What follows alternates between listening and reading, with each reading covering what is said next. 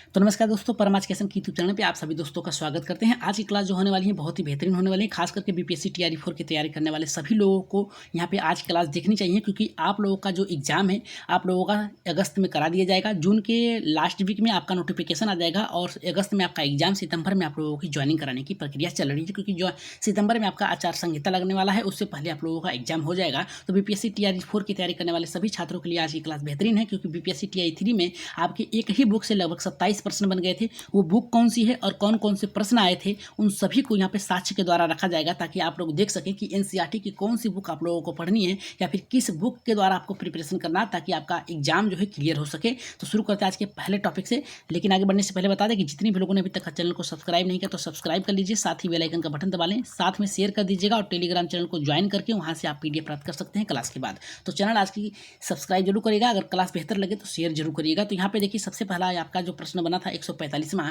कि 1885 में भारतीय राष्ट्रीय कांग्रेस की स्थापना किसने की थी। तो आप लोगों को पता है कि ना तो यहाँ पे सुरेंद्रनाथ बनर्जी ने किया था, ना ही गोपाल कृष्ण गोखले ने किया था और ना ही दादा भाई नौरोजी ने।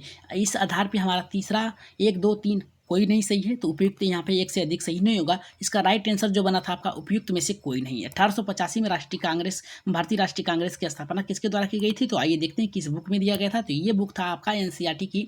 वर्ष 1885 में भारतीय राष्ट्रीय कांग्रेस की स्थापना जो है किसके द्वारा की गई थी, तो यहाँ पे ह्यूम के द्वारा की गई थी, इतना याद रखिएगा। अगर प्रश्न बनता है यहीं से कि भारतीय राष्ट्रीय कांग्रेस का प्रथम अधिवेशन कब हुआ था, तो 28 दिसंबर 1885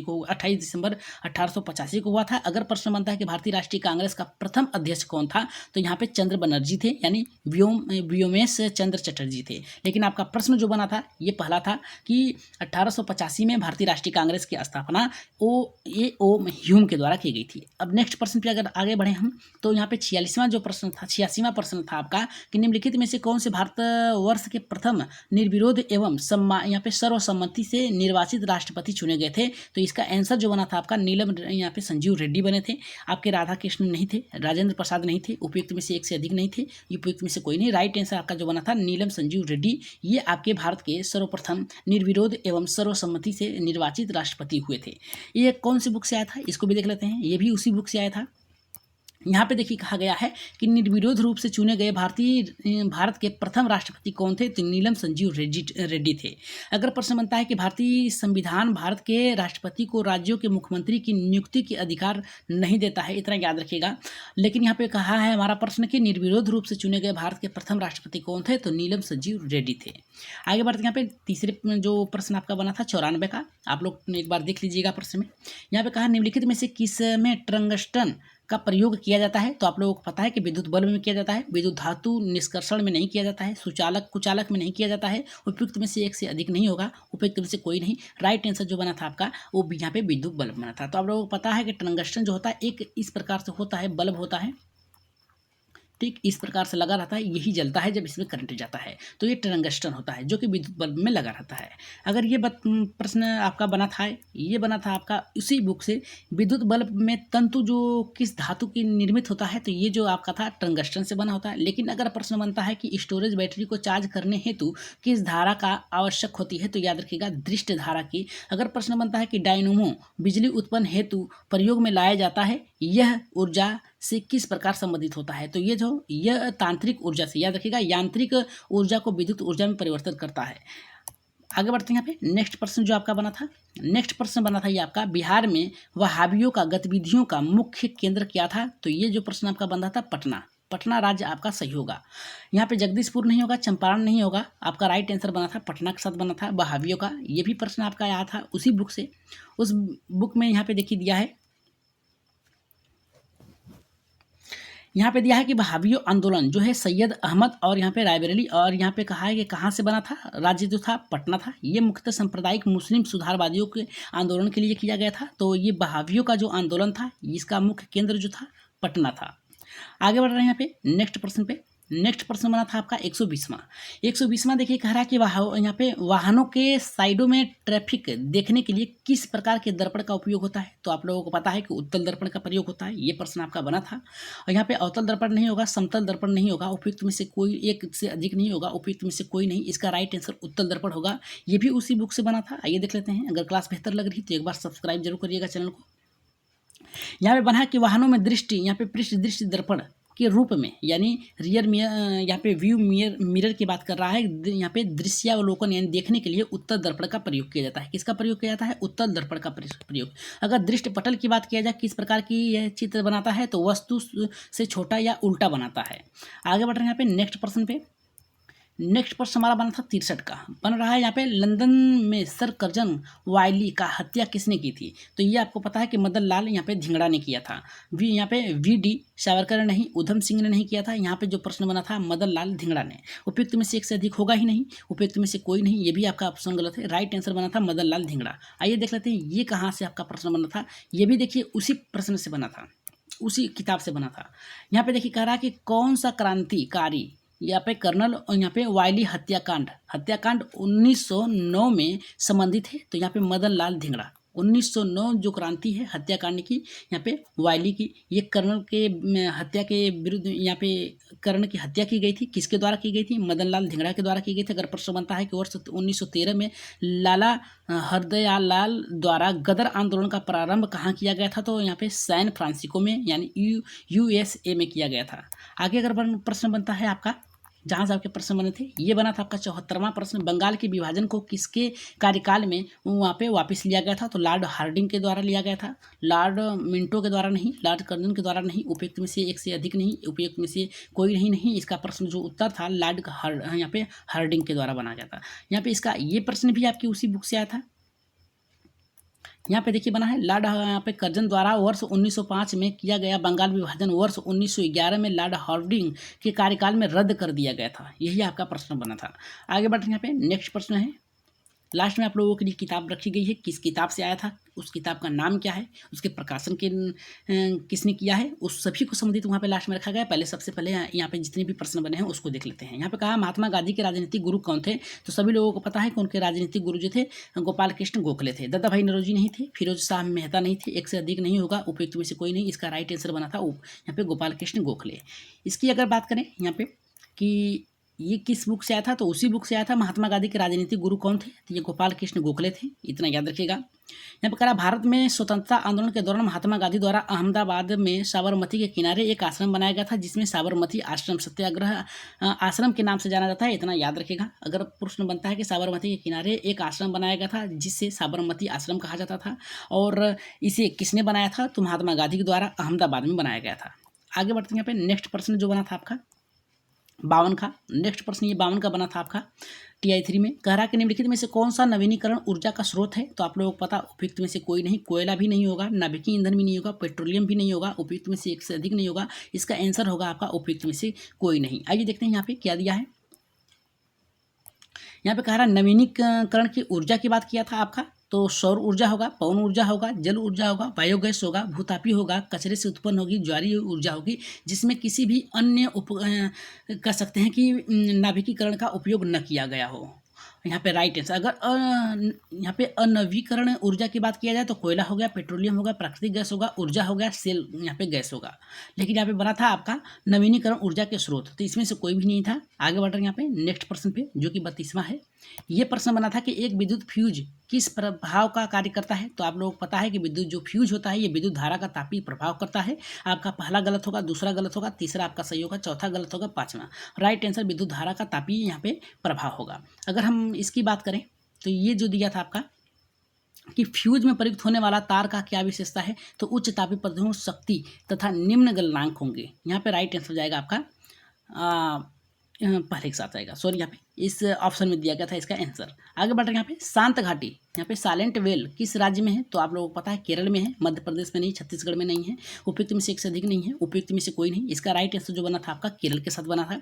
अगर हम बात करें ये कहाँ से बना था प्रश्न, आपकी उसी बुक से बने थे। साइलेंट वैली उद्यान कहाँ है?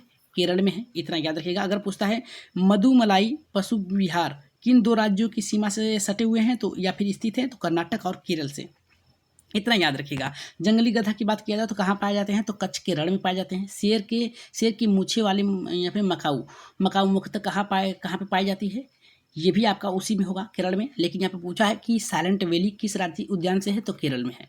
आगे बढ़े यहाँ पे नेक्स्ट प्रश्न जो आपका बना था 139वां बना था।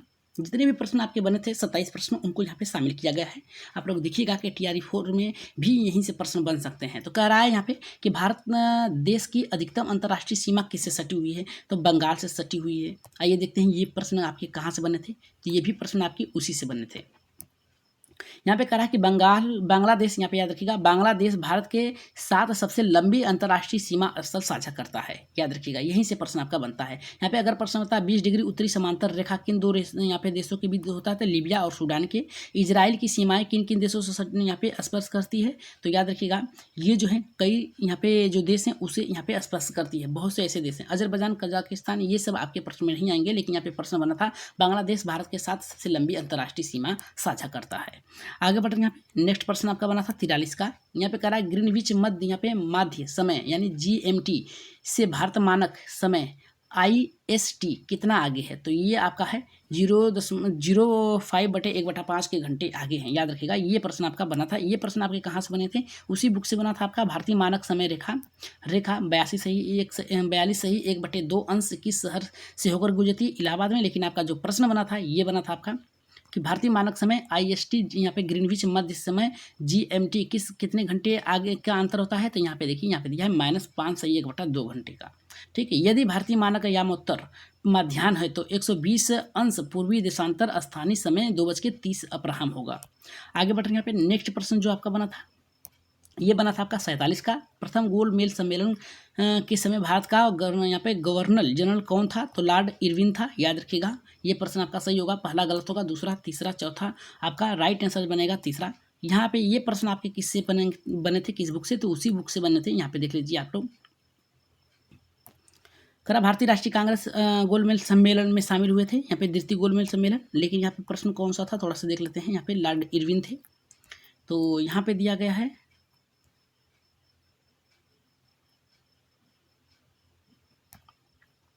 भारतीय राष्ट्रीय सम्मेलन में यहाँ पे हुए थे, लॉर्ड गोलमेज सम्मेलन में हुए थे। अधिनियम अंतर्राष्ट्रीय, यहाँ पे ये आपका द्वितीय गोलमेज सम्मेलन में भाग लेने वाले महात्मा गांधी यहाँ पे बम्बई के लंदन MS राजपूताना नामक जेल यहाँ पे जेलान से गए थे। लंदन किंग्सवेल हॉल में ठहरे हुए थे। आपका राइट आंसर यहाँ पे जाएगा द्वितीय गोलमेज सम्मेलन से संबंधित थे। आगे बढ़ रहे हैं, यहाँ पे नेक्स्ट प्रश्न जो आपका बना था, शीत ऋतु तमिलनाडु के तटीय क्षेत्रों में वर्षा होने का कारण क्या है, लौटते हुए दक्षिण पश्चिमी मानसून।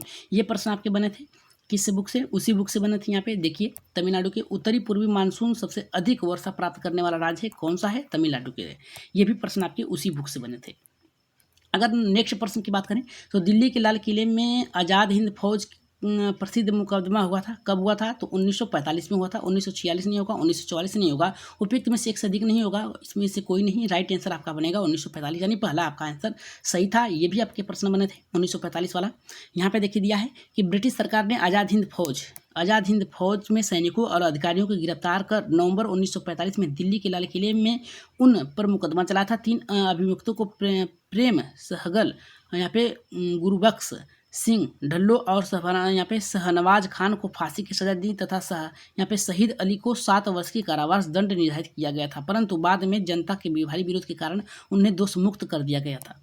आगे बढ़ रहे हैं, यहाँ पे नेक्स्ट प्रश्न जो बना था आपका 42 का प्रश्न बना था, बायोगैस का प्रमुख घटक कौन है, तो मीथेन है। याद रखिएगा, यहाँ पे हाइड्रोजन सल्फाइड नहीं होगा, हाइड्रोजन नहीं होगा, उपयुक्त में से एक से अधिक नहीं होगा, उपयुक्त में से कोई नहीं। राइट आंसर आपका बना था मीथेन के साथ बना था। ये भी प्रश्न आपका देखते हैं कहाँ से बना था।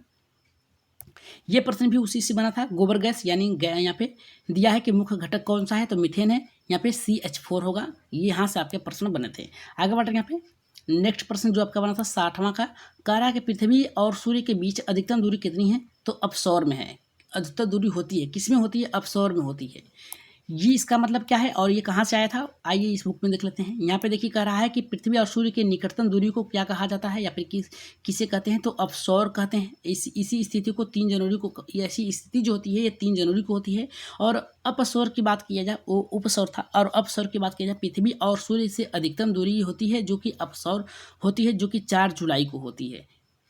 आगे बढ़ रहे हैं नेक्स्ट प्रश्न पे। नेक्स्ट प्रश्न नहीं है, ये आपके बुक हैं, कौन कौन से हैं, बुक आपके हैं NCERT सार संग्रह है। ये आपके महेश कुमार वर्णमाल से हैं, आपके याद रखिएगा महेश कुमार वर्णमाल से हैं। ठीक, महेश कुमार वर्णमाल से आपके प्रश्न बनेंगे। और नेक्स्ट जो आपका यहाँ पे है नेक्स्ट बुक आपकी जो है यहाँ पे महेश कुमार वर्लवार यहाँ पे कुणाल वर्मा के सार है। ये भी आपके सार संग्रह है एनसीईआरटी, ये ऑनलाइन क्वेश्चन के साथ आएंगे, ये इतना याद रखिएगा। और ये आपके ऑनलाइन क्वेश्चन दोनों हैं, लेकिन याद रखिएगा इन सभी बुक से आपके लगभग 27 प्रश्न आए बने थे, जो कि आप लोगों के लिए इंपॉर्टेंट है। जाके आप लोग ये किताब ले लीजिएगा। आप लोग यहाँ पे प्रमोशन नहीं किया जा रहा है, बस बताया जा रहा है कि 27 प्रश्न आपके इसी बुक से आए थे, इन दोनों से, एक ही बुक से। तो आज की क्लास कैसे लगी एक बार आप लोग कमेंट बॉक्स में अपना राय सुझाव मत जरूर दीजिएगा और बताइएगा कि अगली क्लास किस पे चलाई जाए, बीपीएससी टीआरई 4 पे चलाई जाए या फिर आपके सीटेट पे चलाई जाए। तो आज के लिए इतना ही, धन्यवाद। लेकिन जाते जाते सब्सक्राइब और शेयर जरूर करिएगा। तो आज के लिए इतना ही, धन्यवाद।